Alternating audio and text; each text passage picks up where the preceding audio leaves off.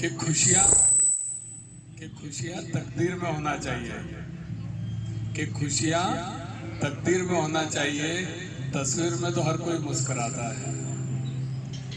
एक बहुत सुंदर कहानी आज की, एक छोटी सी कहानी जो हमें आज में जीना सिखाएगी। कहानी है एक सेठ जी की। बहुत अमीर सेठ जी रहते हैं, बहुत पैसा रहता है उनके पास, बहुत सारे उनके बिजनेस होते हैं, बहुत सारी प्रॉपर्टीज होती हैं, बहुत पैसा होता है उनके पास। और इतने नौकर चाकर होते हैं कि उनको काम वाम करने की भी जरूरत नहीं पड़ती, वो ऐसे आराम नहीं करते रहते हैं।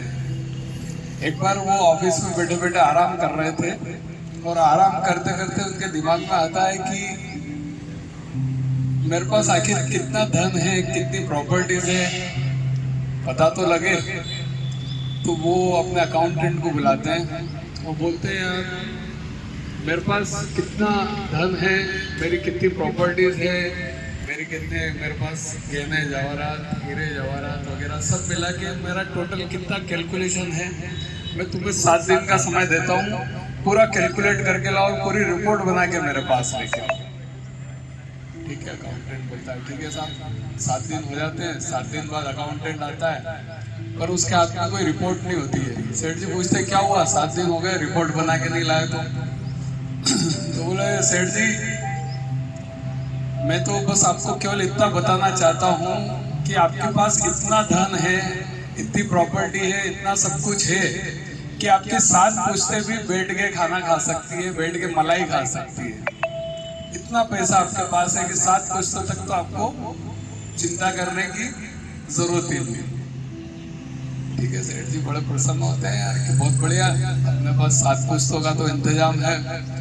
अकाउंटेंट चला जाता है, सेठ जी सोचते रहते सोचते दिमाग में आता है कि यार 7 पुश्तों तक का अपना तो इंतजाम परफेक्ट है, पर 8वीं पुश्त का क्या होगा, उसका क्या होगा।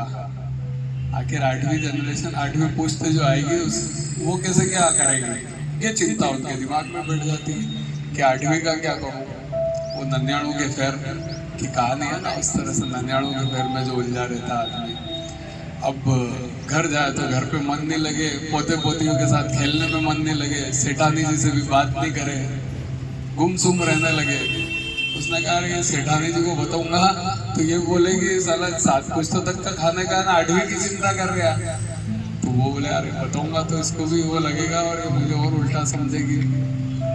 अखबार पढ़ते रहते हैं, अखबार में उनको दिखता है कि एक संत नगर में आए हुए होते हैं। तो उन्होंने सोचा कि यार चलो संत से अपना क्वेश्चन भी करेंगे और उनका अपन सत्संग और ये अटेंड करते हैं, शायद कुछ लाभ हो। वो उन संत के पास जाते हैं, उनका पूरा प्रवचन वगैरह सुनते हैं, उसके बाद अकेले में उनसे मिलते हैं और उन्हें प्रणाम करते हैं और बोलते हैं कि मेरा एक क्वेश्चन है, बस उसका आप जवाब दे दीजिए, मैं बड़ा दुविधा में चल रहा हूँ। तो संत पूछते बताइए। बोले मेरे पास बहुत पैसा है, बहुत धन दौलत है, सब कुछ है, मैंने इन सब का हिसाब निकलवाया तो 7 पुश्तों तक तो मुझे कोई चिंता नहीं है, वो बहुत आराम से बैठ के खा सकती है, पर 8वीं पुश्त का क्या होगा मेरी। संत समझ जाते हैं, वो कहते हैं कि देखो मैं जो तुम्हें उपाय बताऊंगा, तुम्हें कोई बहुत ज्यादा दान वान नहीं करना है, एक थोड़ा सा छोटा सा दान करना है और बस तुम्हारे जीवन में बदलाव आना चालू हो जाएगा और सब कुछ बदल जाएगा, ये वो तुम्हारे अच्छा लगने लगेगा तुमको सब कुछ। बोले ठीक है साहब आप तो उपाय बताइए। उनका आधा किलो आटा, तुमको एक बस्ती है जो तुम्हारे घर के आगे एक बस्ती है, उसमें जो आखिरी मकान है, आखिरी एक झोपड़ी बनी हुई जहाँ पर एक बूढ़ी अम्मा रहती है, बहुत गरीब है, उसके पास खाने को नहीं, पहनने को नहीं, ओढ़ने को नहीं। आप उस गरीब महिला को जाके केवल आधा किलो आटा दान करना। कितना? आधा किलो। बस आपके जीवन में बदलाव चालू हो जाएगा, सब कुछ बदल जाएगा। ठीक है साहब।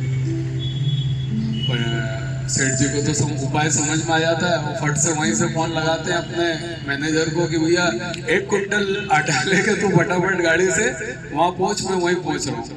1 कुंटल आटा लेके सब नौकर चाकर वहाँ आगे पहुँच जाते हैं बस्ती में, सेठ जी भी पीछे वहाँ पहुँच जाते हैं।